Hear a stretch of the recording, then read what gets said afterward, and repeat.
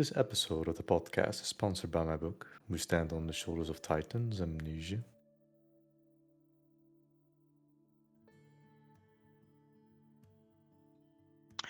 Hello and welcome to the podcast. How are you guys doing today? I'm not bad. I have had a good week off, so I'm nice. Well, I'd like to say I'm nice and relaxed. I'm getting there. Um, Went to a wedding anniversary, which was fun. Oh, how's that? What happened? At the anniversary, I got fed. I'm not going to say no Well, to that's free always a food. good thing. I Yeah, was that's given always a food. good thing. There was a buffet and free drinks, so Oh, I classic. I had a lot of Coke and not that kind of Coke. Yeah, I was going to say that kind of Yeah, Coke. I had a lot of Did you Pepsi draw the Max. All lines? right. Pepsi Yeah, Did you Max. draw the lines on the table? I snorted a lot of Pepsi Max. Yeah. Did you get a bit of numb tongue? Yeah. So tell you what, it doesn't go well with the nose. I'll tell you that. Um, Yeah. but it was good though. It was a good weekend. I wasn't complaining. What about yourself, Dominic? I mean, I've been a bit sick the past few days, but I've had a pretty good week. Kind of like fleshing out the remaining of my books. Just kind of like done, and overall, just a lot of good debates here and there with like some friends about like certain topics in society. And one of the key things that stands out for me, like the pretentiousness, right? Like people are very pretentious, specific like celebrities. But Oh, when I yeah. was in London like a year ago, like you have television in the hotel, right? And on the Yes. hotel, like what I would see is like these gambling advertisements everywhere. There's even advertisements for you to download an app on your phone just to stop yourself from gambling, which really makes me wonder, like, just how Oh, you mean bad the is the the gambling the problem? Adaware stuff? Yeah. Or Yeah, the like I've no, the Gambleware, I should say. yeah, like there is actual like advertisements like on television. Just download this app so you can press this button so you can't gamble anymore for 48 hours. I'm like, huh? Like But how then, bad is the gambling over there? yeah, I mean, but you're seeing it everywhere now, gambling, even in like video games and everything. From the dawn of time, I guess, since money existed, probably gambling existed. You know. I mean, there is something about men that like a little bit of risk, right? Like we like a bit of a challenge when it comes to like certain things. I guess gambling kind of gives us that drive. But the issue is like this is the thing, right? Like I watch Formula One. I have Right. great respect for someone like Sir Lewis Hamilton. Like he has broken every single stat. He is considered one of the greatest, if not the greatest, Formula One driver of all time. But then bringing it back to this pretentiousness, right? Like the issue is that despite the fact he has like £100 million contract with Ferrari right now, he has plenty of money. He is in such a position that he's basically a living legend. That forcing him to do something is almost impossible, right? But more often than not, they live in a bubble, and he's preaching to us as like, oh, care about the climate, care about this, care about that, like always saying like I have the moral high ground over all of you because I drive cars, which is very confusing with celebrities because I saw this Hey, article in the news in October 23, basically Yeah.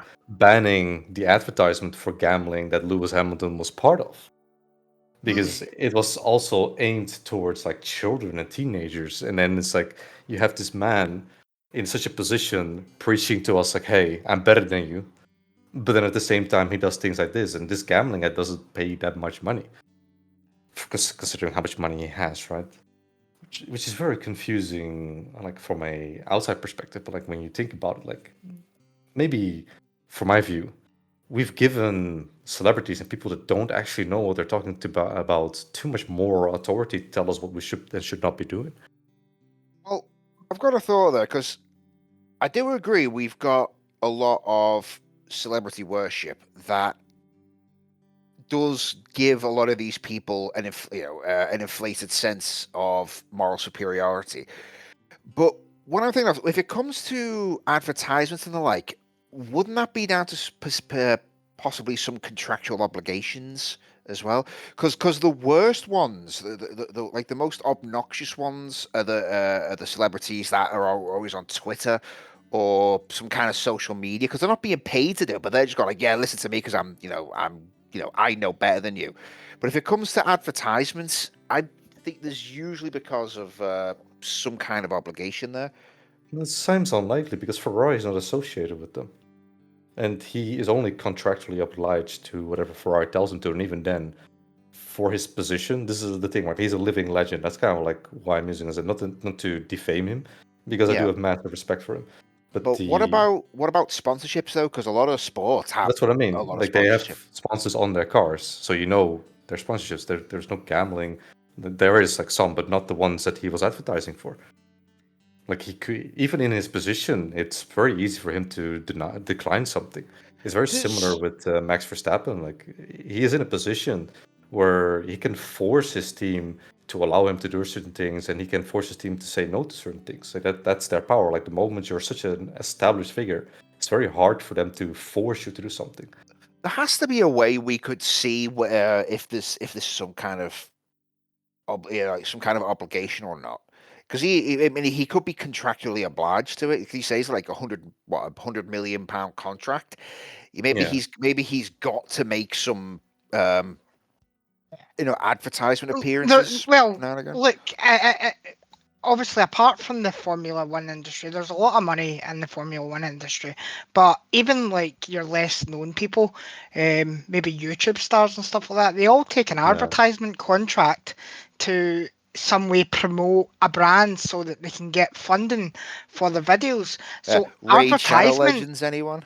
yeah, But exactly. if you look at their emails, like they get emails and they have to either agree or deny those emails. Like more often than not, Yeah, these YouTubers are just saying yes because they need money, which is desperation. But then it's like the yeah. moral compass is like, let's say you're talking about a YouTuber that has this moral authority that tells other people like this is bad, this is good, right? And then he goes ahead and advertises something that's clearly not healthy for people with like dopamine addiction with regards of gambling. Well, look, At that hold on, stage, your just entire argument falls apart. while you say there, Mike mentioned Raid Shadow Legends there. That company, that game is owned by a casino company. So Yeah, we spoke about them before.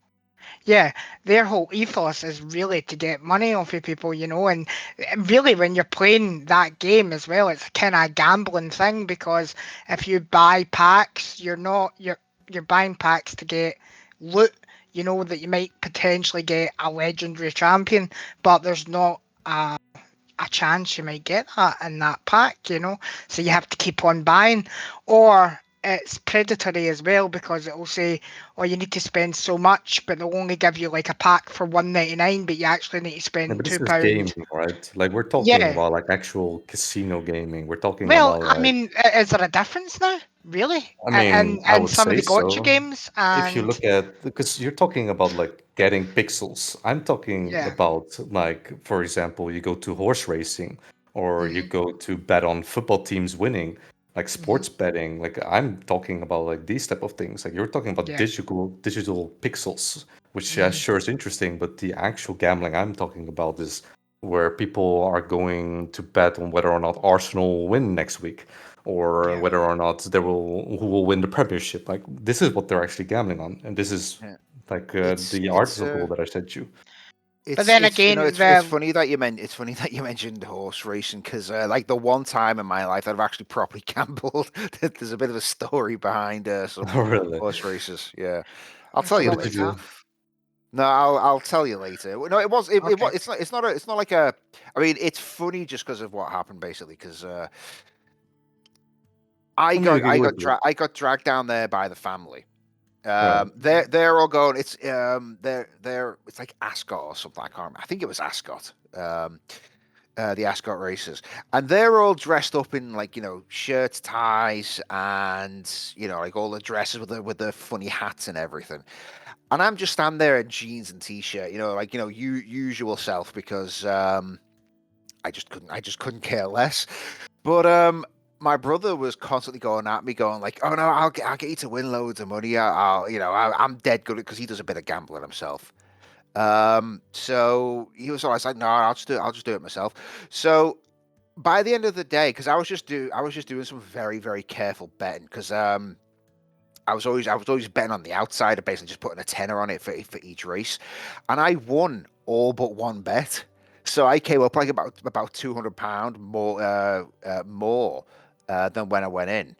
And my brother was like about £100 down. I was like, yeah, good thing I took your advice, little bro. But he was not happy. But it's that thing of winning money, right? I mean, you always feel good when you win that money, but if you don't win that money, you still feel awful. But then you go, well, I must want to win, I must win the next one. There must be, you can only lose so many times before you win, and that's, I guess, what maybe keeps somebody hooked. It doesn't matter how many times they lose; they could get themselves down to the last penny, and then it could be that I might win this time, or I will win this time. I think people convince themselves. I know one of my family members had a gambling addiction. He used to go to the bingo a lot, and that was his means of gambling. But he would constantly go. He would constantly go, even though he wasn't winning. He would splash out that money. And now with bingo being online, that's just more accessible for people to keep going with that, and to get themselves in some really bad debt. I've heard stories of people borrowing from loan sharks to try and Yeah. get pay off So their gambling addictions. So it's this. I think the online world has made gambling definitely a lot more It's dangerous. it's also promoted as very glamorous as well. Like you were saying with like what uh Hamilton it's doing it. Lewis Yeah. Hamilton and Chelsea's football club had like this advertisement for gambling, and well, the gambling authority, which is kind of confusing considering how bad the gambling situation, from my perspective, in England is, actually went and said, because of this is the thing, right? Why I bring up someone like him, he has a lot of young fans, right? He's someone Hmm. people look up to because, well, because of what he's achieved within the sport, because he's a legend, like hands down, he's a legend. Yeah, So when you have 12, 13-year-olds see him on an advertisements promoting like severe sports betting, this is not a good example to make for you as an individual. Like, it's just, especially when it comes from someone who's an active vegetarian, often talking about like climate, how important climate is, things like that. Like, he's holding a moral high ground over us when his own actions show him in a sport that is already heavily climate damaging, right? But at the same time, then he does things like this with advertisements. It's like, yeah, you're having this entire outreach with children, and from your position, it's very easy for you to say no to this advertisement, because I know for a fact there's multiple people. Once you reach a certain level in the sport, it's very hard for people to force you into saying things you really don't want to do. Like, obviously, you are contractually obliged in Formula to do your media. This is not necessarily a contract obligation, but more Formula One themselves, like the FIA, forces you to be present during certain days, like press conference and stuff. You have to be there, otherwise you get fined or you get penalties. So this is more how the sport operates, and not really how its contract operates. For its contract, it does have like media obligation, like for Ferrari themselves and for their sponsors. But like I said, the sponsor associated with this advertisement is not even involved with Ferrari. So this is something that he himself took on, which brings you back like this pretentiousness, right? Like, should we not be regulating? Because like, obviously I'm advocating for freedom of speech, but is it yeah, freedom of speech when you're trying to corrupt your own society? Like, if you're trying to, because obviously you bring up gambling and gaming, which is yeah, where young people are most yeah, at, especially when they watch streamers. But if you look at yeah, like more normal children that aren't really online, and they see someone, their hero, Lewis Hamilton, on the screen doing sports betting, yeah, it's like, it's just not a good way, because internet is yeah. one thing, but this is not internet. This is television. Yeah, but do It's you well, think it's that, I mean, there's oh, so much money in advertisement now. Like everything's an advertisement, even like Netflix, they have to add Yeah, advertisements in to get money, to get funding, because otherwise these companies, or they say they won't stay afloat, but you know, it's advertisement that's keeping them alive, and it's the same reason why televisions do adverts, is because their advertisement keeps them alive. Otherwise they don't get the funding for it. So, I mean, I don't understand why there is so much funding in advertising. I guess it's because, people are going to go and get that product at the end of the day. If they don't know about a product, then how are they going to get it? well, But it's materialism, obviously. yeah, Yeah, but then is that a deeper problem then again within society? You know, we all want material stuff at I the mean, end of for the all of day. our episodes so far, right? Like everything is a symptom. Like we're talking about symptoms precisely to point out the hypocrisy of our own society. Yeah, Like we're yeah, talking about exactly. gaming, we're talking about music. Like I call it junk food music, right? Like it's easy, cheap music. Doesn't really take a whole lot to produce. The singer doesn't even need to have vocal skills anymore. We can just auto tune it. In gaming, you have AI taking over. You fire your programmers. You get in rookies that can't develop at all. They're not really taught with the engine that you're using, etc., etc., etc. Like it's a build-up of problems. It's just a Yeah. fundamental issue of like how we're shaping our society. That's kind of like we're talking about gambling today because I'm like, when I went to London, I see this thing on television and I'm like, yeah, sure, my country is definitely no saint. Like, don't get me wrong. We have a casino in my country. There's advertising for casino and for the lottery as well. But it's not to this degree. Like, I was flooded with advertisements, like I said earlier, right? To get an app on my phone Yeah. to stop me from gambling for a certain amount of time that I selected. I'm like, what? Hmm. Like, how bad can the situation get? And it's like, if this is already going on, then you can look at the greater problem of like the whole country. And this Mm. pretentiousness that I bring up is more like, of course, I don't want to defame Lewis Hamilton. He is a legend after all. But if you look at like Mm. other celebrities, if you look at your politicians, for example, this pretentiousness is everywhere. Like we're just pretending that this is not an issue, and well, we can all be like, okay, it's their fault. It's the fault of the system. It's the fault of the elite. It's the fault of my neighbor. Like you're pointing blame, you know. Like you're never really saying like who the actual problem is, and that is you yourself. Like Yeah, if but you're exactly. It spitting comes your down to I was gonna say. accountability. Go on, go on. Yeah, no, sorry, as I said, it comes down to accountability for the person at the end of the day. You know, you still have, it's like you said earlier, Lewis Hamilton has the choice to say no. We still have the choice to say no as well. But yeah. we don't have money behind us to you know, to that no to be potentially, wallet breaking. Well, this If can anything, sound it's a going to bit save our wallet. dangerous because it sounds revolutionary, but you have people, don't you? Like, let's say you're a parent and you see advertisements launching at like 7 p.m. in the evening, which is when Mhm. children are still awake. And let's Yeah, say you're watching television and these advertisements keep coming up whilst you're cooking. And let's say they're just chilling on their phone and these advertisements, they're listening to it, right? They're hearing it. And if they glimpse at it, they see it. Like yeah, you normalize this behavior, and if let's say we go back 20 years ago on television, there's still advertisements, right?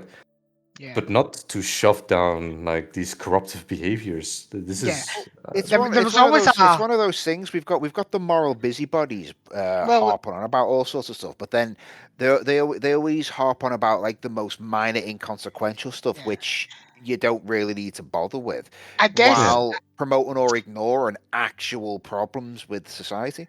I guess Because the thing is about go TV advertisements. Sorry, well, I've got it on my head here.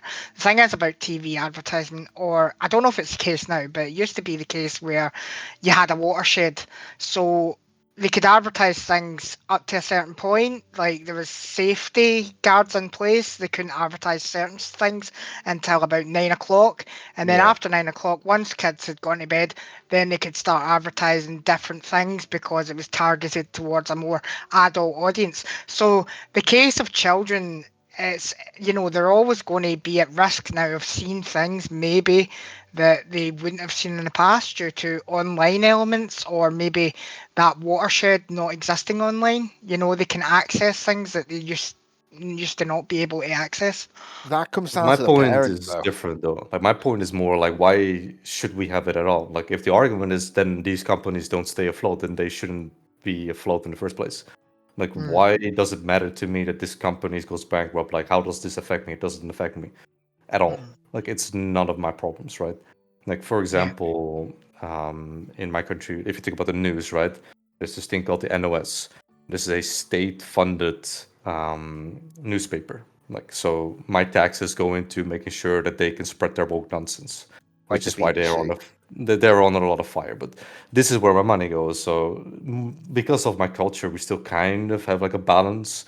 I do notice from time to time when they're trying to shove an agenda into my face, where I'm like, whatever. Like if you have nothing better to do with your journalistic lives, then I guess this is what your life is now, to push an agenda that you have no knowledge about. That's kind of like a thing, right? But if you look about gambling or like the quality of music or the quality of gaming, like everything that we spoke about so far, don't you think that in the first place there should be legislation, like to some degree, for all of these systems? Yeah, but in order for there to be legislation, they need to see something going wrong, and that's a problem overall. There's no critical thinking behind things We anymore we when already they. know the consequences of gambling. Like we already know Yeah, all the consequences. yeah, Like we've known consequences of gambling for like 4,000 years of recorded history.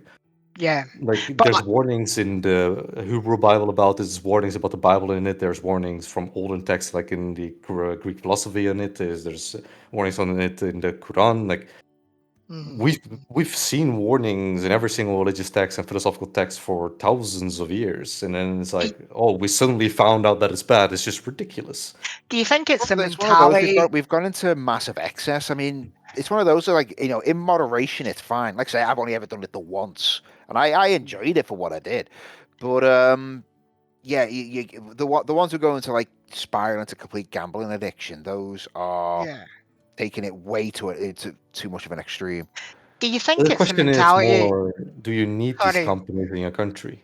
to interject. Do you think it's No, the mentality of the companies that it's not their problem, it's the person who decides to use Okay, now that you're service's ignoring my question problem? and just framing it. Like my Yeah, question is more straightforward. Like, do you need the companies at all? no. I mean, in a moral sense, no, but in an economic sense, you could say, well, it provides jobs and stimulates the economy Also, to a point. most gambling companies are operated on machines and like AI. It doesn't really like generate jobs at all. And especially with AI becoming better and better, like if anything, it's gonna lose jobs, no? Eventually, yeah. But as it is right now, I'd say, from an economic standpoint, you could argue there is a place for them. But like I said at the start, though, from a moral perspective, not Yeah, really. I mean, but that's kind of like the question. especially for the most predatory ones. Yeah, but that's kind of like the question. Like, if you think about your own society, like, because this is the Chaldean cycle, right? Like, excess luxury creates these kind of symptoms. So, like, this is 600 years of like historical evidence from like the Islamic age. We know, like, especially since these texts have been translated since the 50s, we know that there has been like knowledge around how all of these things operate within a civilizational standpoint. So then it's not like it's just not really freedom of speech, but is it not then just better to at least have some degree of legislation around it? Yeah. Well, let me look at a different perspective here. If we Yeah. did manage to wipe all these companies out, let's say, and there was no gambling or anything like that, no advertisement, what would then be our form of entertainment? I Underground mean, there's speakeasies. yeah, but that's the thing. Like, if it's gonna be underground, I will be more like people go there with a specific purpose, and you're now containing the issue within a degree, right? Like I would say most likely Well, the government still know about it. But Well, did they not not do really, that because with I mean, drink? the one thing you've not mentioned here is that prohibition of this kind never That's what works.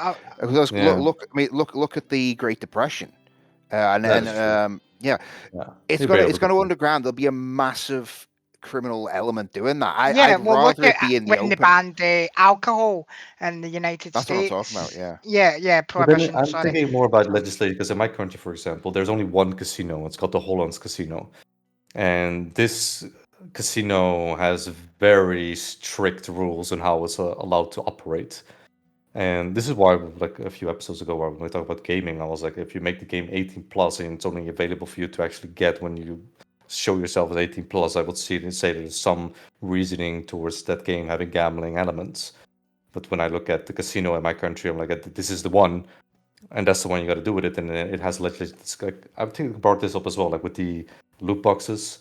The Yeah. 1980s, we had a law around loot boxes, not really loot boxes, but like these kind of elements within quote unquote gaming, which actually makes it Surprise so that these mechanics. things are banned in my country, which is Mm. like, so I wouldn't really say fully ban it, but it's like legislated to such a It point it because the Holland does Casino need doesn't really have ads. Like there's some ads of the Holland Casino, but not really. Yeah, there's some bits about that do need to be looked at and legislated. I mean, as much as I don't like saying we've got to give government more power, it's like sometimes it is what its purpose Yeah, its overall, and purpose is to have laws. but it although it needs to be very strictly Yeah, controlled by the populace. It's But instead of then just turning into these massive juggernauts that they are now. But that's beside the point.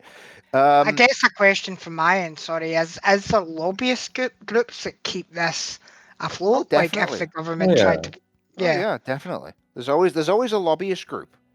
That brings you yeah, back to accountability. Like, if you do not get yourself involved, like with protests, for example, like quote unquote, we are a democracy, right?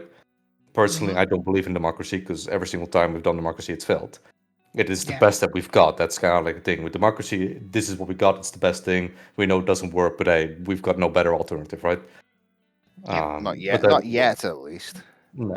But like when it comes to like that kind of like concept, like this brings me back to like Machiavelli. And Machiavelli made the argument that if you are a republic, quote unquote, like a democracy, then the people should be willing to fight for it. But if more often than not, we are in a therapeutic society where everyone is just kind of like doing their own business, minding their own business, and slowing seeing the decay in their country, but looking the other way because it doesn't affect them yet.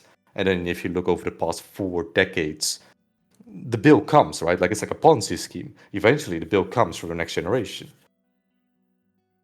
And yeah, I mean it makes sense. It's just making sure that we don't allow the worst excesses to come to pass. Basically, that's how I'm looking at it. Yeah, like for Yeah. example, like because the editor of my book, right, he's Muslim, and they're very adamant on like alcohol. But then I'm like, okay, but you fully ban it. Like in the first, you have Oktoberfest, like in the south of my country, and obviously in Germany because there was like a national holiday. Like stuff like this also is a cultural thing, and then you get into this concept of like where do you draw the line? And I think as long as you legislate it to a point where, for example, you don't glorify it, I think that's like the biggest point I'm trying to make. Like as long as we make sure that they know that their place, because Holland Casino is still a billion-euro operational company, right? Like they still make bank, but it's so like under the rug. But they're trying to climb out of that rug. Like I'm slowly starting to see more influence of them because they have a lot of money, and what they do, they force advertisements. Like I saw one of the advertisements from the Holland's Casino recently, and like it was like 4 p.m. Like okay, so children can see this as well because it's a video, it's not for any age or whatsoever. So it's like this glorification legislation, like all of those Yeah. things. You Don't they know, come hand in hand? I had something on my head there, and I was thinking about how you were saying about pretentiousness and that Yeah. need to impress. And I think when people's got money and they've got, nice things, it tends to impress people.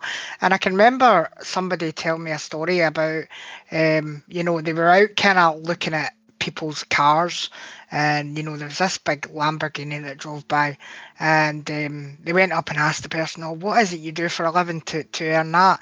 And the guy says, "I actually won the lottery about a week ago, and I went and bought this." So if there's a way to get money and impress people, people are going to go for the quickest thing to get that money. They're not going to work hard to get that money. Um, but that's a problem in itself as well. That's a philosophical point, right? Like the country itself, like our current ideology within the West that has been spread since like the sexual revolution, especially, is the idea of money makes right. So like it's this concept of as long as you show materialistic value, then you as an individual have value in society, and therefore you can have a nice life. But if you don't have these check marks, the Mhm. whole system caves in on itself. Well, it's one of those. It's like some people just assign an arbitrary thing to what equates to goodness. Value. Yeah, or value. Yeah, because some people equate good looks to being to being a moral good, and they act genuinely surprised when someone who's like supermodel level looks like like a 10 commits an evil act. It's like they can't do that. It's like why? They're just as human as everybody else. But Yeah. because they've arbitrarily just put a value on being good looking, Yeah. um, it gives them a very warped perspective. And the same thing with money. Just because someone has money like just because someone's a billionaire doesn't mean they're a terrible person. Doesn't mean they're a good person either. On the flip side, someone who's poor can be an absolute piece of crap to people, while another person who's poor can be a practical saint. Yeah, definitely. And I mean, if you look at even lately, there's been a lot of sex scandals with celebrities, and they're all doing various different abusive acts, and these people, they're getting caught for these things, but people are surprised when they're getting caught. Like, this person shouldn't have been able to do this. You know what I mean? It's like, I would but say though, it's a bit more grey than that, because I mean you've got to think about groupies as well. There's a mhm. lot of people who will throw themselves, and I'm not saying like women specifically. There's men who do this as well, Well, but yeah. there's people who will throw themselves as a celebrity, just because like, oh, I slept with such and such, Mhm. and it's not necessarily they've not necessarily committed a crime by doing that. I mean, you could say it's on an equal parent because of the Yeah. power dynamics involved, but But some people even do literally just throw themselves at the feet of more powerful people. what I don't get right is even when these people are stripped of their power, and I'll use the Lost Prophet singer Ian Watkins as an example. So he was obviously caught for indecent offences against children, and he gets sent to prison for a very long time. He recently got killed within prison. So people could say they've done the world a favour or whatever. But up until the day he died, people were still writing letters to him. Women were still throwing themselves at him just for the sake of because he had fame at one point. And I don't really get that. I've never gotten that. You know, when like a serial killer or someone goes to jail and there's Yeah, like there's, yeah. you get like the groupies. Where it's like, I mean, I get groupies, but how can you be a Mhm. groupie to someone who's like just an utter monster? Yeah. So That I actually guess makes me that think about like an interesting topic because you're bringing up like this groupie and like this pushing themselves. Like you have this in the South Korean idol industry as well, right? mm, But in Korea itself, like this is specifically for Koreans because Westerners we're like worshiping and they can do no wrong. Whereas in Korea, for example, there's been multiple K-pop artists, for example, that have been caught drunk driving or like doing bad things, and their career is just over on the spot. Like right. Korea has absolutely no chill when it comes to accountability. Like when they see these type of things happening, they're like going all in on them. Like, yeah, your Mm, career is over. Like, there is a bit of like a bandwagon of like hating out of mm. jealousy, obviously, but Yeah. at the same time, there is this accountability that we do not have. I mean, Was that we'll look at the some of those nuisance streamers that go around causing trouble. Like one of the bigger ones got arrested and thrown into prison recently, didn't he? Because he Ooh. was I don't remember the name of the guy, but it's basically one of those streamers who goes around causing trouble, to like foreign countries and causing a lot of trouble there. You're I'm pretty saying a sure. big streamer. Yeah, well, fairly big. I'll have to remember I'll have to remember the If you're name talking because. about Somali who was in a Korean prison, he was not big. He was a no one. Oh well, him. Actually, it was him. Yeah, Johnny he Smiley. was Yeah, not a big streamer. He was just being obnoxious, and he had like maybe a few hundred viewers, but yeah, but and the that's point. it. Well, the point still stands though. It's Yeah, the like point stands he, there. Yeah. yeah, he goes, causes trouble in a place like Korea. I was gonna say North Korea, South No, Korea. no, not Korea. I don't think you get into North Korea at all, let alone But Well, you can, but he will get the death penalty there. yeah, but like he comes up against a culture that has no tolerance for that kind of bullshit. So Yep, he got yeah, attacked on the street as well. yeah. But that's kind of it. Like, if you look at like society and account, because this is kind of like bringing back full circle, like kind of my point. Like this glorification, like why do we look at these people as if they can do no wrong, and why are we even listening to them in the first place when they're living in a bubble? I think these people have just been watching some social media icons and learned all the wrong lessons. Yeah, that's kind of like what I'm thinking as well. And like gambling is just like one of those things where I'm like, because I've been in esports, but then you look at the CS2 loot boxes and knife skins and all those, and then suddenly I see on my newsfeed that essentially Steam decided, you know what, we're going to change the whole process around it and like the value of, because these are 2 basically billion got NFTs. slashed. Yeah, Yeah. 2 billion got slashed, and it's like, why are you so invested there in the first place? Like, this is not where you want your money. It's NFTs. Well, it was money.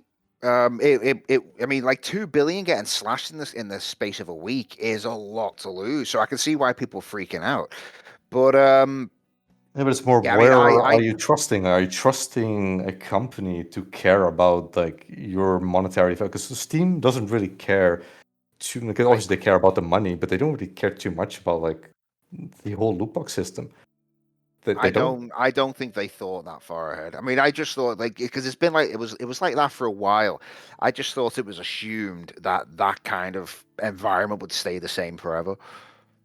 Yeah, but that's then on you, right? Because this is kind of like where I'm landing. Like people refusing to actually look in the mirror.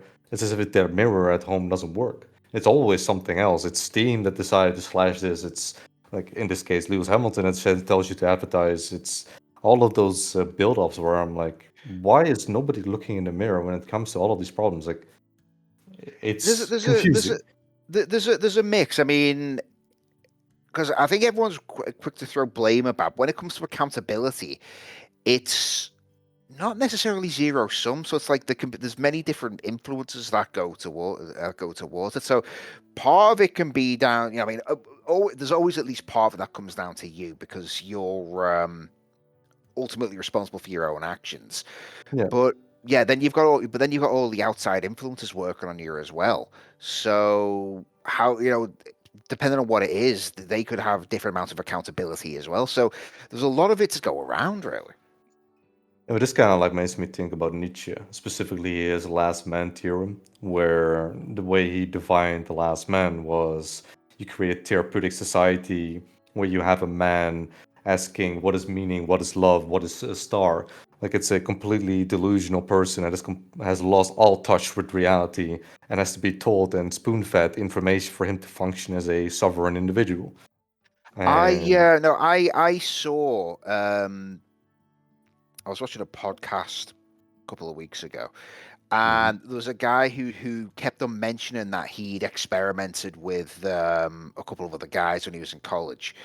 right. And the guy he was talking to, because he mentioned to the guy he was talking to, the host, it was like you haven't done it, you haven't done it. How do you know? It's like, well, because I haven't done it because I'm secure in my masculinity. I didn't need to do it. And the guy says, well, you don't. How can you know if you didn't experiment? And it's like that's someone who has been raised on a screen and has had all of has had all of his life views um, spoon fed to him by other people, like you were saying, Yeah. and has no idea of what he is himself.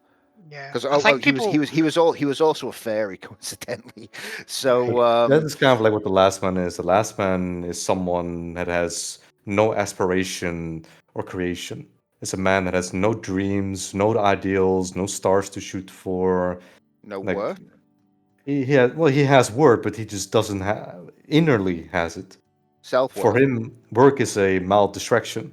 Like a life is a series of harmless pastimes. So as long as his little bubble makes him feel secure and makes him feel valuable, and he doesn't get hurt, so to say, quote unquote, Well, he just feels like he is living. just so you know, I didn't say work. I said worth. Oh, worth. I heard Yeah, wrong. Yeah, self yeah, worth. Yeah, that's a good way to do it to frame it. Yeah. He kind of like the yeah, herd mentality. That's how Nietzsche described it. Like he lives in a herd, unable to think for himself, and yeah. well, he basically just mob like rule. seeks the approval, yeah, Mobro, like approval of his Yeah. peers. Do you Oh think no, it's we see that's come a lot with the rise of social media because it goes because Yeah, it went from seeking the approval of your peers, which was which was pretty normal, to seeking the approval of random people you've never even met online. yeah. yeah, But this yeah, is kind of the thing, right? Nietzsche saw this coming in the 19th century already, which is why there is a rise from Nietzsche's teachings being more popular starting like the 60s and 70s. yeah. I mean, what is your self worth? Like, if I could ask you guys, what is your self worth? What do you see value in your existence right now? Mine is 42. 42. What? Okay. Yeah. What's your age? Hitchhiker's Guide to the Galaxy. No, it's the meaning of life. Come on, guys. Yeah. Uh, right. Hitchhiker's Guide. Yep. Hitchhiker's Guide to the Galaxy. I mean, you're asking a very deep question here because I have an answer for it, but it's going to be a long one. I Well, mean, mine you know- is mine fluctuates on a daily basis depending on what's going on. To be fair, so I don't have a definitive answer. Yeah. I guess for me, it would just be, my worth is in my family. You know, Yeah. that's where I see my worth. I want to do things to make their lives better, I suppose. I don't really care about my own life in some senses, but if I can make even like somebody else's life better, then I'll try and do that as well. But I guess it comes more down to my family. But yeah, what would you say your worth is? Like I said, it's going to be a long one, but Go for it. Go on. like the way I look at civilization itself, right? So like I'm a civilization theorist, very nuanced section of philosophy, and it's kind of like, do you know the MMORPG genre, like World of Warcraft, for example? Yeah. Yeah. So in World of Warcraft, you can divide as it's kind of maybe not the best way to say it, but let's just start with that because I don't want to put people in boxes. But let's start with boxes, then we'll expand the idea, right? So we can divide them into the frontier, the middle, and the garden. And looking at the statistics of like the WW, the World of Warcraft metrics in like the 2008, for example, to 2012, where the population, quote unquote, the subscribers of World of Warcraft was like 12 million, which is more than the population. I believe that was around Wrath of the Lich King. Yeah, but that's a population larger than the country of Sweden, right? Which, just to put it into numbers, so you are kind of dealing with an ecosystem. And the frontier, quote unquote, is then the type of people who pursue raiding, like hardcore raiding. I don't really know the other terminologies, but it's like the hardest content in the game. And if you were to translate it into real life, it is people that pursue metrics. So they value they get from their individual is, for example, Lewis Number go Hamilton, up. good example. Yeah, number go up. Like you win a race, what do you do when you win races? You get points. What do? You get points, you get a world championship. And what do you get with the world championship? You get a medal or a trophy, right? Like it's that consistency with innovators as well. Innovators innovate because they want money. It's a materialistic position. And if you were to divide all of civilization into like understanding that at least these people are driven primarily by metrics, if whether that is in metrics of money or it's in statistics or it's in like self-worth. For example, the world record of Usain Bolt's 100-meter sprint is measured in seconds, right? Like everything is done in a metric. And then the middle, which is 60 to 70% from the statistics, right? Again, bringing it back to the statistics from World of Warcraft itself. These are people that engage with like the regular content. These are people that just want to do things with friends, Like, for example, this entire podcast, I'm trying to keep it at a level that is for these people. Because the books will take care of the heavy lifting. The podcast is more to have a conversation where I don't go too deep into the philosophical points, because you can go to other YouTubers for that, right? Like, there's plenty of content out there on the internet that can go deep diving into these concepts. Whereas I'm trying to be more on the surface so that people can kind of understand the points that I'm trying to make. And these people are in real life then the people that have families, for example. They have a white collar job, like a middle management, nothing too Probably like serious. people like me and Mike. Exactly. This is my target audience for this podcast. It's people that kind of just want to live their life. They don't want to worry too much about things. And what you do see within history is, and when these people need to get involved within politics, you kind of know that they have stopped trusting the system, so to say. And that is kind of like when problems start happening in society, when these people stop trusting that things are going the way they should be going. And then the next one is the garden, which is 20 to 30% of the population. Well, anyone that is paying attention to the numbers already knows this is more than 100%. The garden is the crafters, the people role playing, the people they're good as creation of story, right? It's meditative pleasure. It's just it's their own little world. And if you translate that into the real world, it is the painters, it is the crafters, it's the people that create culture itself. If I were to describe Dutch culture, I name Rembrandt, I name Van Gogh, I name Vermeer, I name the painters, right? Like the big famous painters. I could also like name some innovators, obviously, but the garden itself is defined by people like them, right? And they give the country soul. They give it like its whole purpose of like history and what you come home to, basically. Let's say you go on a ship back in those days, all the way to Africa, and you come back. Maybe a bad example for people that get triggered by that information because they think about the slave trade, but it's more about the concept they come home to their country, to their culture, to the paintings, to the shapes of their houses. This is what they call home. That's the garden. It is the place you come home to. And why I said it exceeds 100% is because you don't actually fit into these boxes at all. Like, for example, I'm frontier. Like, I pursue these metrics. Like, I pursue knowledge. I pursue like all of this information. I don't pursue money. I don't really care about money, but I do pursue like getting the absolute best out of myself, which usually comes with a monetary reward. So it's an automatic thing. This is why a lot of people in the frontier class, they make money just because by the nature of their desires, they will make money. But at the same time, I know how to play guitar. That belongs in the garden. And this is why I say you don't actually fit into those boxes. Your primary desire also change the older you get. But like conceptually, I'm like frontier. But as I age, I start paying more attention to the middle. And like during COVID, I started learning guitar with the garden, right? And when I played like Final Fantasy Realm Reborn, it was very similar. I did like raiding, like Savage tier raiding. I did ultimates, but at the same time, I like crafting. Like you're a dual citizen or a triple citizen within the system. It's just like you have a primary drive that forces you kind of in a certain bubble.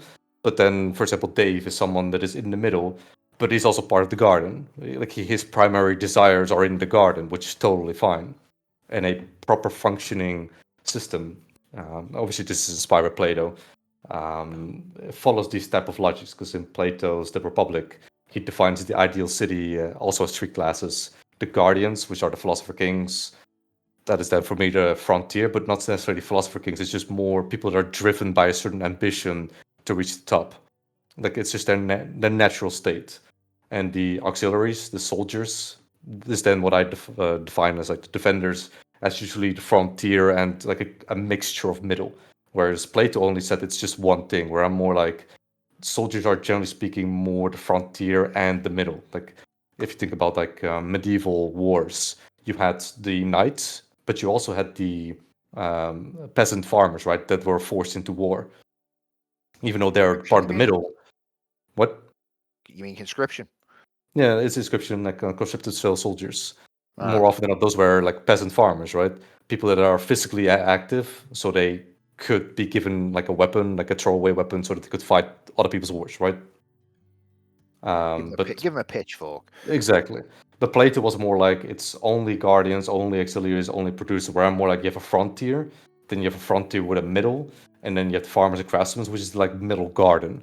But then at the same time, you can also have people in the frontier that like doing things in the garden, which is what I do, right? Like I play guitar for my own entertainment. Like it's not a one box fits all. It's more you have a primary drive, and then you have things outside of that are also important to you, and that is kind of like how I see. Because like I said, I consider myself someone that pursues the absolute best of myself. So I go to the gym, I go to lift weights. It's all metrics. Like it's a personal quote unquote satisfaction based on numerical values, even though they don't really mean anything. It's just that's what drives me. Yeah, but then you get people who don't aspire to a lot of things, or maybe they do, but they're going through such a deep apathy that they just don't show it anymore. And I think that comes down to competition. It's funny because I was listening to a documentary the other day by Salmon Whistler on YouTube, and it was talking about hikikomori, Japan's hikikomori, and Hikikomori. yeah, they aspire obviously to get a certain goal, but if they fail, before a certain time, then they drive themselves underground, and I think he was talking about at the end that's becoming a lot more prevalent in today's society. Like Did he this was actually go over why this happens? Because like I've done an entire case study. This bug's not out yet, but I've done an it entire. did. It did go over the whole, like the What did episode he was say the about an hour problem and a was? long. Well, What did he he say the said core that issue? I can't remember exactly what he said, the problem or solution was, but I'd have to go back and watch it. But he more or less said it's because there's certain expectations that's put on them, and then they feel that if they don't achieve that expectation by a certain age, then they kind of retreat into this whole state where they then lock themselves away, and Right, this that's a can be for superficial explanation. That's yeah, something I could Google that answer. yeah, That is yeah. not actually the problem. So why don't you give us an explanation then? The hikikomori phenomena, it is definitely like associated with the core consensus that there is a certain expectation for you as an individual. But then you have to look at the individual problem, like where actually lies the problem, like how have we structured our society. If you look at specifically Japan in this sense, you're creating a high school that looks very similar to American high schools, right? There's no real soul in there. It's a very soulless building. It's just like you come here to study, and like I'm from the opinion that it actually does matter what you surround yourself with. And if your school is just one giant white building and all the classrooms are the same, with just like LCD lighting and that's it, right? Like it's really not something that aspires you to actually be something. It's more Yeah, you it's fit in very this box. clinical. Like your Exactly. environment's very clinical, right? And Okay. that's already starting a young age, and you're growing up with that. And then it's like, where do you find your value? Well, your entire life, you've been told your entire value is in the fact you pass exams and you get a diploma. And then there is promise of more beyond that. But then what you've done is actually, it's not really my place to say it, but Japan has a beautiful culture, but their culture has been under attack by materialism. Like if you look at the bonsai trees, for example, a beautiful, beautiful, like not really a hobby, but like an actual dedicated craftsmanship. Like for example, the oldest bonsai tree has 4 centuries of recorded history. It goes all the way back to the 1600s. This means generations of people taking care of that tree to make sure that it stays up, right? Yeah. And beyond that, you have the calligraphy and you have the painting, and you have all these beautiful things, but these things get suppressed. And this is why I was mentioning this frontier, middle, and garden, that they actually interject. Like you're actually a dual citizen or maybe even triple citizen. Because if you only go for frontier, but let's say you pursue the garden and you also kind of want to be in the middle, you're not being given the option at all because our entire society has been structured around the frontier alone. You must become a programmer, you must get it big, you must make money, you must get big things. Like if you create a society around this issue, you get the Johatsu phenomena, which is why I was mentioning it's superficial, because if you talk about hikikomori, you also have to talk about the Johatsu phenomena. And the Johatsu phenomena literally means the evaporated people. I think I've already mentioned this before. Like these are people in a white collar job that they absolutely loathe, and they pay another company for a new identity and for basically their entire persona to be erased from society. And then they just ship them off to like a random place in Japan, and he will live the rest of his life out there. And that's like the end stage of like the hikikomori phenomena, because when you look at Japan, they're more an example of where we're heading. Like we're forcing this individualism, we're forcing this, you must make it into the frontier, you must perform, you must get a lot of money. Like if you look at dating, for example, in America, you hear a lot of stories about like women going to 666, six figures Oh in yeah, the six yeah, pack. yeah. But that is completely based around a luxurious lifestyle, because for you to make that much money and to be that much in shape and to be that tall, that's genetics with like opportunity, which already means you need to fit into a certain bracket, because someone that comes from nothing isn't really going to achieve that unless he is like in the higher tier of knowledge, right? Like someone like as a genius or someone that has like such ambition and knows how to shape that ambition, where Well, someone that doesn't have those. plus they've also been taught that that's what they deserve. Yeah. So Yeah, exactly. Everything needs to be beautified, essentially, right now. Yeah, but that's the thing. Like if you look about the hikikomori, their entire life has been based on. We've talked about the suicide rates. Like these things go hand in hand. Like only saying hikikomori, I find it intellectually dishonest to only say hikikomori because that's like a small part of like the whole problem. Because the suicide rates actually show the alternative. In South Korea, for example, your entire life is based around studying. You specifically have something called a manager mom. So that means when you are born, your mother becomes a manager for you to pass like the end test, because you don't have something like this in my country, but it's like this top end test that proves you your worth based on a number. So this is frontier, right?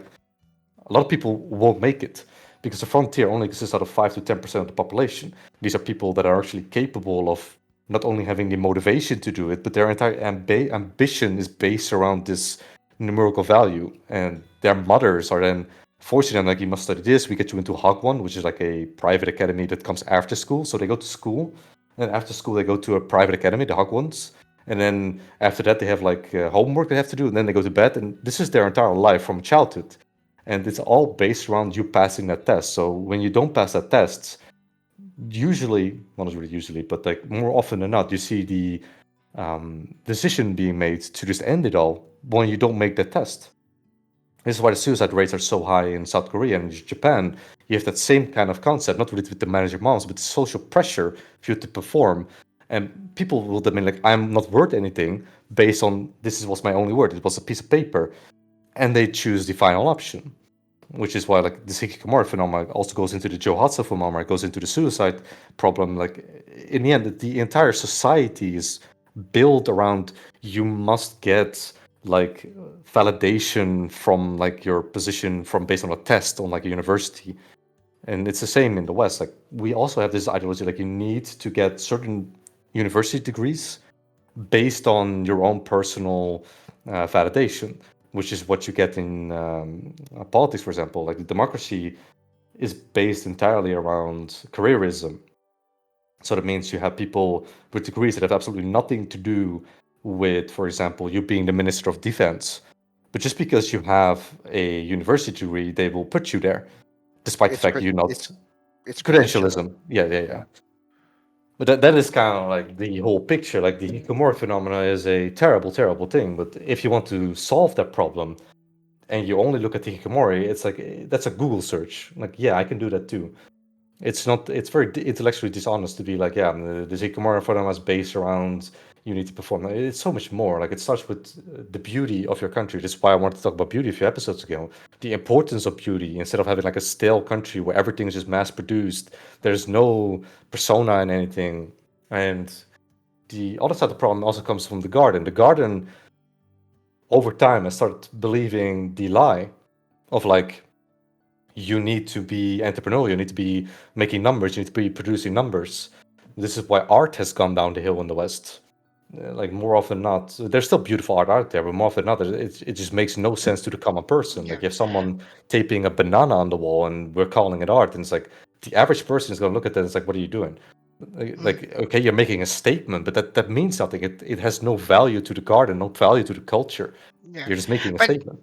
does it not also largely depend on what the person, the individual, sees beauty in? I mean, everybody That's the sees things responsibility of the differently. garden. That's the responsibility of Yeah. the garden. The garden needs to, like, for example, let's talk about lotus feet. Do you know what that is? No. So lotus feet is a tradition in China that have been done, not anymore, but for 1,000 years. So this is a millennia, just to keep the time frame, just how long this was, from like the late 900s all the way to 1950s, where they started in higher courts. So it started with the elite. They started binding the feet into a certain pattern that would look like a lotus. And if you can, well, imagine that, you can probably already figure that the entire foot is basically mutilated, right? Mm. So they're mutilating feet in order to look a certain way. It's very similar to what other cultures were doing when they were trying to make the skull look bigger. I don't know if you know about that as well, like where they were squeezing the skull in order to like make it grow upwards more, so you have a bigger skull. There's also cultures that have done that. So 1,000 Okay. years, they were basically crippling little girls starting the age of 5, so starting 5 years old, because that's what they do. Like it became a Yeah. cultural thing. And Yeah. for 1,000 years, they did that, which is awful. This is why they reverted that. But not really too little too late, but it's just like so much damage was done for 1,000 years just to look pretty in a certain way. Yeah, And I the guess what garden has a certain responsibility the same to. happened in, sorry, just to interject, the same happened in music with, that's why castrato as a voice existed, is because, you know, they used to castrate young boys when they got to an age Yeah, if they had same beautiful thing. voices, you know. Yep. So it's, yeah, it's the same thing, and it's because, you know, obviously people found that voice, you know, beautiful, and they wanted to keep that, you know. That's the problem with the garden. The garden has no accountability, at least in a frontier. Because this is why we're talking about gambling, right? Like, gambling is a question like, do these companies even have a reason to exist of to a degree? Which means, okay, we need a lot of legislation, just make sure that they are heavily regulated, right? But at the same time, if you look at other car corporations, they're holding each other in check because if you don't provide anything of value, you will go under and someone else will just take your place. So the frontier has an automatic, well, not really fully automatic, but it has an accountability system just based on a value. Because you can make the argument that there's some companies that are completely out of control, and I will fully agree with that. But the garden has no accountability whatsoever. There is nobody in the garden actually holding each other accountable when it comes to creating a culture people want to be part of. Because when I look at like the modern quote unquote woke ideology. This is a product of the garden. The garden has decided this is what we want to do, this is how we want to represent, we want to have rainbows and everything, we want to do this. It's like interesting.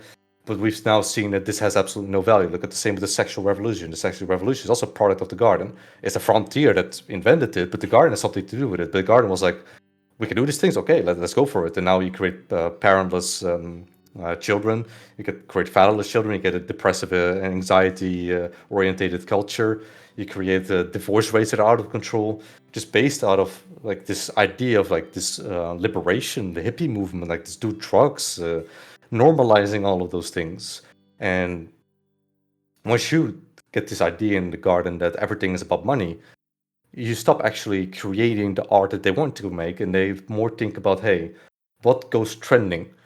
And I think that's where the biggest danger lies for the garden. Once they stop believing in themselves and they start thinking about what actually goes trending, it's a Well, huge loss of value.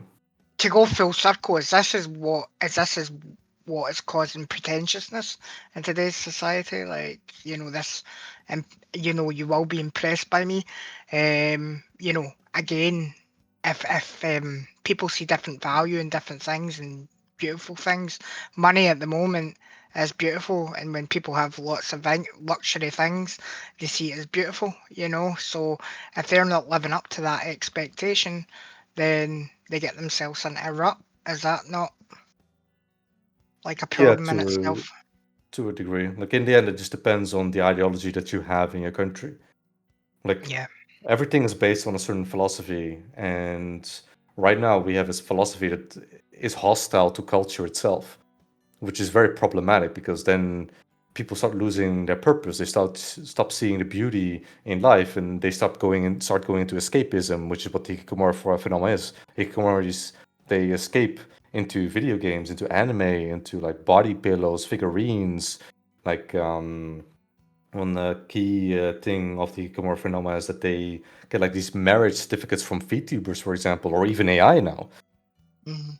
which is like it comes from a civilizational standpoint. Like, what do you want your country to represent? Like in first instance, when you look at animation way back in like the 1670s, like with Walt Disney as well, you could argue this is beauty, right? Like back then, you could argue this is beauty. Like Snow White, for example, that was drawn, hand drawn, and like picture by picture, slide by slide.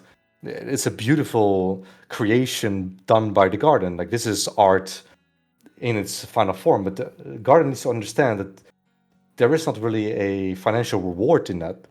Like their reward, because I went to my grandfather's funeral last Monday, and he was part of the garden. He was an artist, and you see the currency that the garden actually creates in that funeral. It is the people that show up in the funeral, the type of people that show up in the funeral. The garden is more rewarded with, what you call it, like legacy. In Korea, for example, you have a master Korean craftsmanship system, just to get that name out there, where if you are proven to such a degree to be a master at your craft, they will make you a national treasure. There's no real financial reward to this. It's just you Yeah. are acknowledged from the culture that you are such a vital part of what makes South Korea, that they will acknowledge you as being part of that culture. Yeah. Well, sometimes, as it said, you're not rich financially, but you're maybe richer with your value, what Yeah, you give to people, you exactly. know. So yeah, I guess, but people these days may But lose that's my that. point, right? It's Yeah, the yeah, Garden has started believing the lie that everything is about money. yeah, Like I do not like Karl Marx, but I do need to be intellectually honest when it comes to certain arguments that he makes about this greed process. It's just that he's very delusional when it comes to his executions because every single variation of his ideology has created genocide, to say the least, right? yeah, And that is just something I'm not going to acknowledge because it's so flawed, his system. I'm not saying that my system is better or anything. It's just like you have to judge him by results because time is the final judge. But when it comes to like this money orientated idea that he had, like, yeah, I agree with him. But the garden needs to understand the separation, but the government is not taking care of that. The people are not taking care of that because everyone is being told the same story: make money, and then the rest will come. And if yeah, you build your entire life around that, yeah, then hikikomori and the johatsu and the suicide rates are the final conclusion, with what you see in South Korea and Japan. And that is kind of like the ship that needs to steer. Like if you look at our current society, like we're going into that direction. You already see men checking out. Like it's quite heavily written down. We have a lot of statistics of men specifically no longer going to school, no longer going to university, they just drop out. Like they are massively dropping out. They're like, I don't want to be a gear of the system because the system, I don't like it. And that yeah, is kind of like when the middle understands that the system itself is hostile to them, that's when the middle gets very interested in politics, which is when you know that you're going into the wrong direction. And it's also like a prelude to what's to come. yeah. I think as well, but like even to aspire to things right now, you need money to do it. That's a big problem in itself, You need money to survive right now, Yeah, but because that's the issue, right? Like who created this? And then you need yeah, to look in the mirror. Like yeah, we did this. That's the thing. Like yeah, we did this. Like these people, the democracy is working exactly as it should. You mm, get people that are being put into office just based on who has the desire. And if you have the desire, how do you sell a good story? Because your entire career is based on a 4-year cycle. That means you need to look at what is important for me within the next 4 years and how can I get people to vote for me, right? mm, yeah, And that is what you see. Like populism, for example, it's been documented by every single civilizational theorist that populism is just a response of democracy forgetting what is important. Because the yeah, populace is just going to point out things that are important to the middle. Like the middle is going to be like the system is not working. We know the system is not working. We don't trust the system anymore. But at least this populist guy is saying things that we like. It's democracy working exactly as intended because democracy itself as the lie, because it is a lie, that everyone can equally vote, which is complete nonsense. Because if you want to equally vote, that means you need to go into sociology, you need to go into political theory, you need to think about financial situation, you need to think about global warming. For this is hundreds, if not thousands, of hours of research. Nobody has that time. Let's be real. yeah, But it is the best system we got because all the alternatives are like heavily oppressive, right? yeah, So democracy is working exactly as intended. That's why the end conclusion of democracy is the mob rule. Because once things get so bad that the middle is completely fed up, they will just overthrow the entire system, which is what you saw with the French Revolution, mm, which is not where we want to go. This is why there's been a lot of warnings, like from Edmund Burke as well, from his theorem on what happened during the French Revolution. And yeah, that is what is important. Like yeah, it's you as a society decide how your society functions, and this is what we've decided collectively. Nobody is really protesting on the actual problem, which is, for example, we're not a meritocracy anymore. Just mm, straight up, we're not a meritocracy. You do not actually give exams to anyone with political power, whether that is in civic administration or a major or like an actual politician or a minister. We don't actually exam them on their standpoint and what is actually important and how they would actually fix things. More what we get is like we get like a nice little PDF of like, this is the problem, this is what we're gonna do, which is nice on paper, but it's completely delusional on actually trying to achieve anything that is written in there, right? But it sounds good, and if it sounds good, people will join your group or they will vote for you, right? Yeah. And So I that is mean, where we are. what happens before potentially mob rule? How does that look? What is the We kind already of spoke about it, right? timeline to that? We already spoke about it. Like Charlie Kirk is a good example, precisely because it shows that violence is coming. Like Luigi last year in December was already like a prelude, but now someone like Charlie Kirk getting assassinated just shows, like, even if you go online, right, like you see celebrations. Like for Luigi as well, like the news had to actually shut things down because when that healthcare administration was CEO was assassinated, people were championing it because, like, yeah, let's get the billionaires, ooh, right? That kind of mob rule mentality.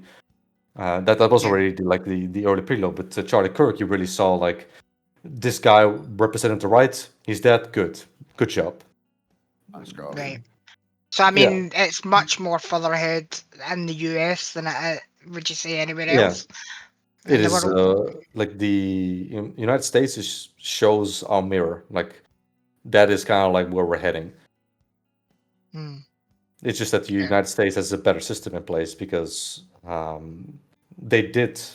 This is the problem with Spengler's theory, right? Like Spengler, civilization theorist, he brought up this argument that within 4 generations, which I do agree with, the society has been changed to such a degree that people will start playing with the toys that were given to them by the great grandfather and start dissecting it and like opening it and breaking it.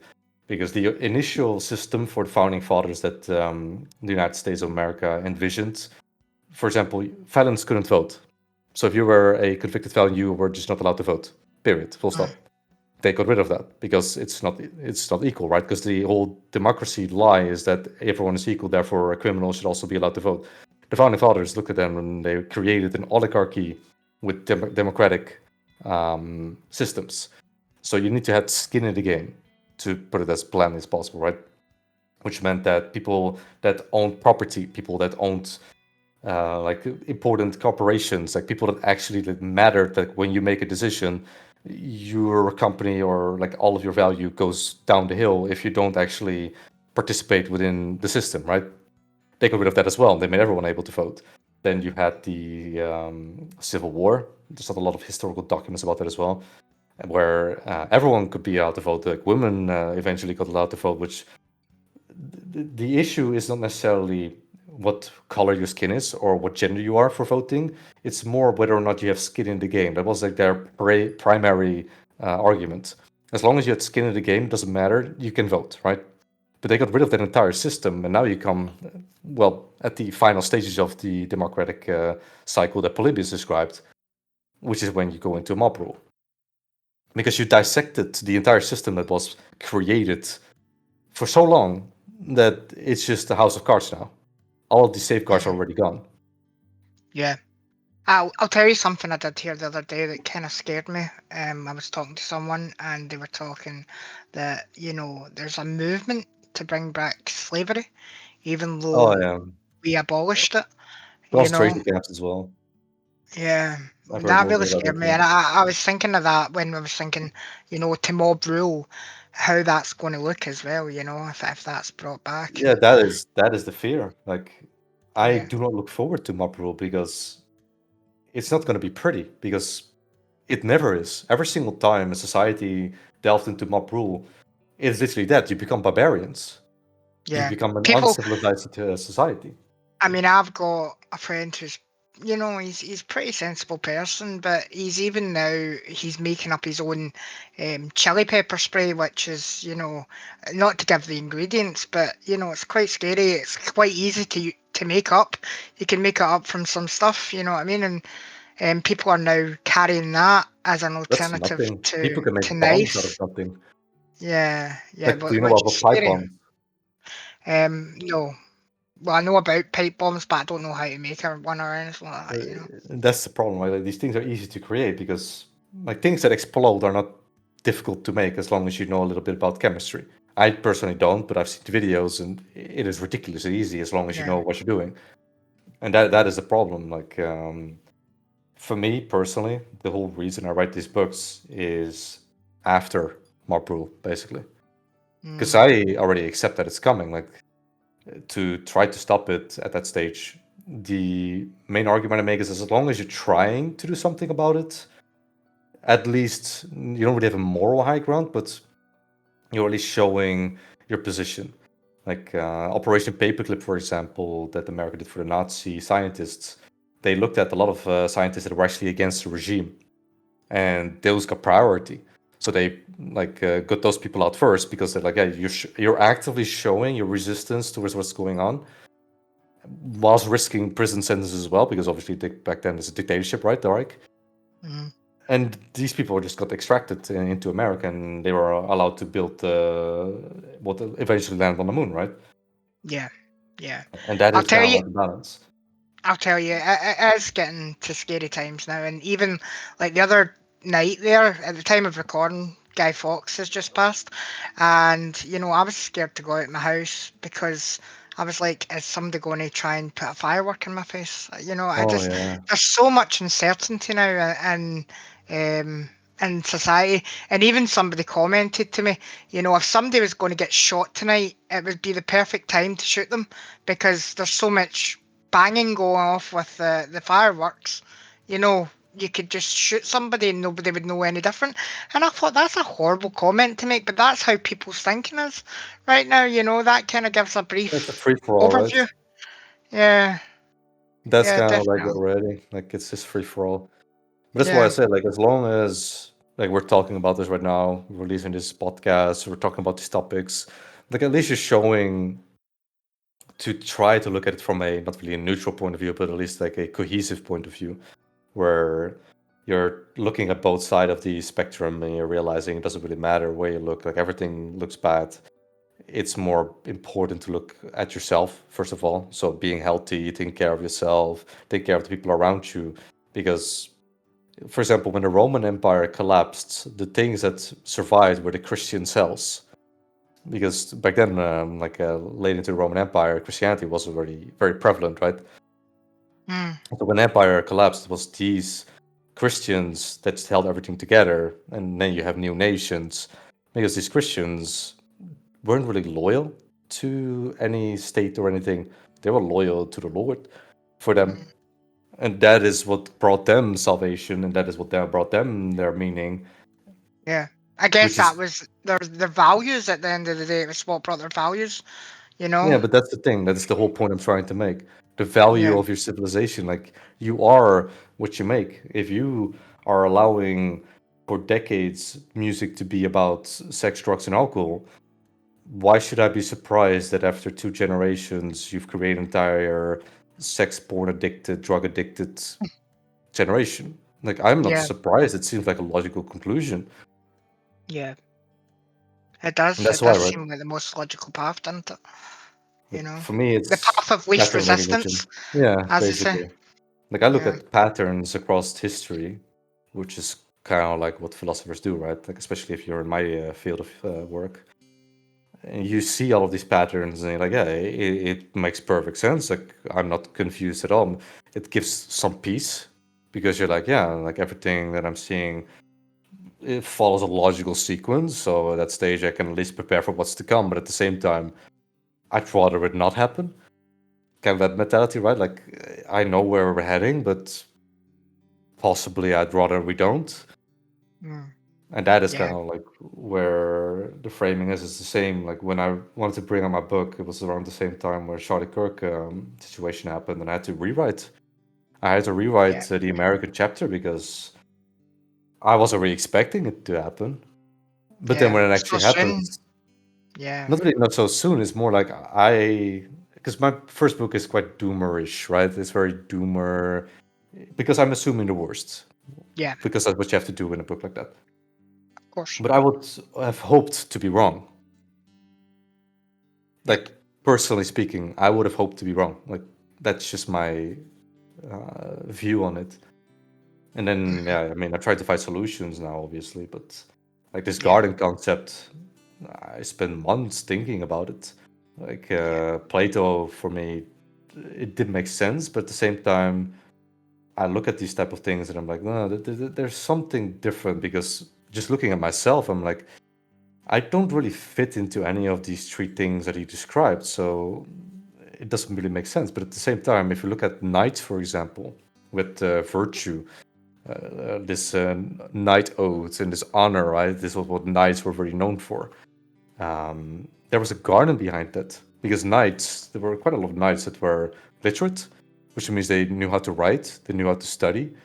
Um, this is not really their job if it came to Plato's idealism. And I think that's Yeah. kind of like where I'm now, where I'm like, people don't really fit into one box, they fit into multiple, but it's more their drive fits initially into one box, and as they age, might even change. Like a midlife crisis is a good example, right? Like a midlife crisis, you do see this certain change, especially with men, where they just completely do a 180. Yeah. Yeah, definitely. But I guess that comes down to their sensibilities at that time, you know what I mean, and where their Yeah. priorities lie, as you know, the midlife crisis at the end of the. So I mean, we've looked a lot at things. We've looked at gambling. We've looked at pretentiousness. Is there anything else that we should look at before we kind of close off the conversation? I think we've gone way off topic, but I think we Oh, we've just been spoke all about some over the good things. place tonight. Yeah. That's what we usually do, Mike. Let's be real. Definitely. I think, but overall, like if you could summarize with anything, what would be your summarization, like to maybe for closing thoughts for the audience? It's important to realize what we're allowing in our society.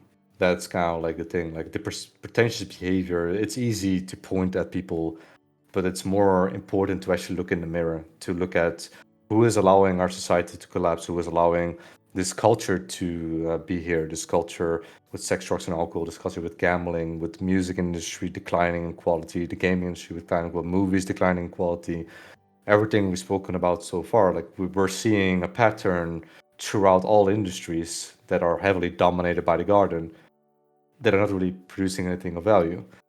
And I think it's really important for people to start looking at not just pointing fingers, but pointing fingers at themselves.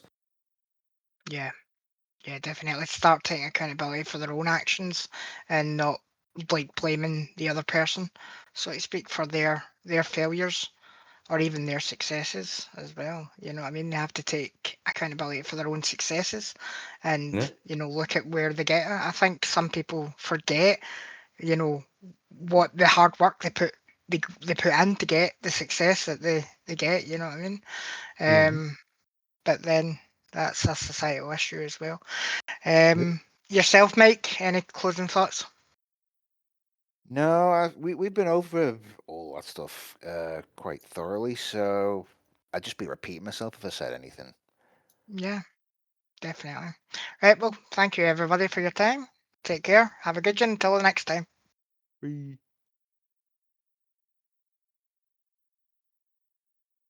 This episode of the podcast is sponsored by my book, We Stand on the Shoulders of Titans, Amnesia.